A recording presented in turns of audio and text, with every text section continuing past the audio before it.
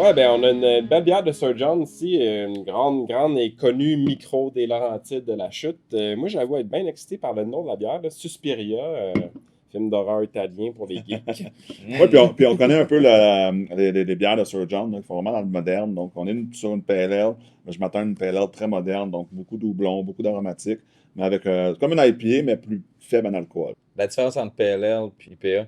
Ah, d'une bonne question. Ben, originalement, une pale ale, c'est avant les IPA. Les pale ale existaient avant les IPA. OK? Puis on a commencé à faire des bières plus houblonnées qu'on appelait IPA, là, dans la fameuse histoire là, du bateau là, qui s'en allait en Inde là, pour Mhm. les soldats britanniques.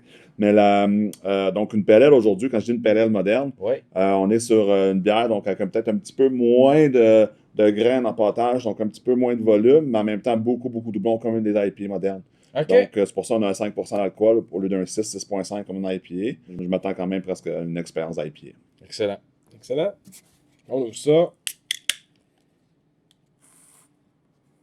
Oh, ça a juste décapsulant. Décapsulé les canettes, c'est pas pire, ça. Ça On est sent le rendu là. houblon. Ça sent bon. On a l'aromatique à fond. Là. Vraiment. Je comprends ce que tu voulais dire. Que ça va ressembler à une IPA dans l'arôme.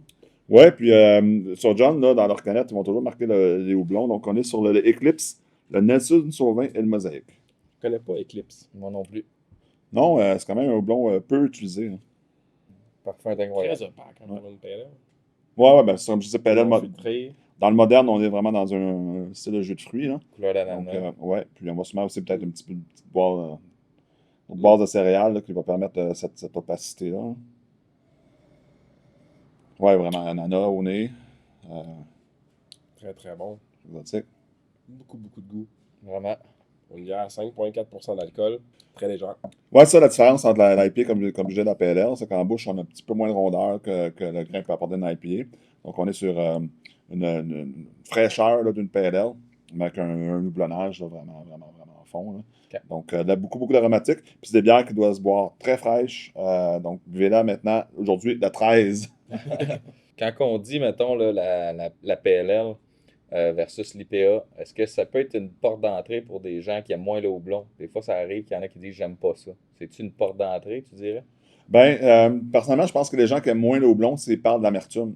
Tandis OK. qu'aujourd'hui, dans les PLL modernes qu'on boit aujourd'hui, on n'est pas sur l'amertume, on est sur l'aromatique. OK. Une petite amertume là, qui est présente, mais c'est pas ça qui domine. C'est des belles différences. Donc, ouais, donc les gens qui disent qu'ils n'aiment pas souvent l'IPA, c'est qu'ils n'aiment pas l'amertume, mais ça, j'ai la plupart des gens qui aiment le fruit, ils vont aimer ce genre de bière-là. Moi, OK. je n'hésiterai pas à vous autres de conseiller Sir John ou des PLL de Sir John ou des PLL de d'autres brasseries comme Ayawan pour les gens qui Démystifier. démystifier, parce que là, ça, c'est très accessible.